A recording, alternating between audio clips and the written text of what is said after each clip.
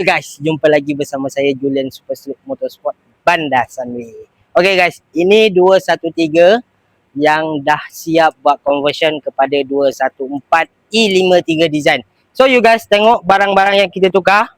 Kita akan tukar depan bonnet, depan bumper, lampu depan. Yang ni barang untuk W214 design.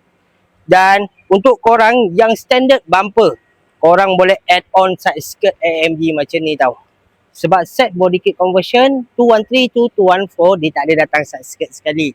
So yang ni bahagian belah belakang.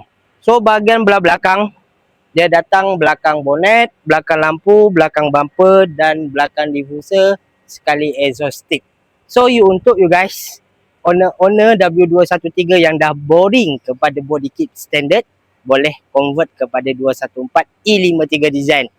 Boleh datang jumpa saya dekat Super Street Motorsport Bandar Sunway. Bye-bye.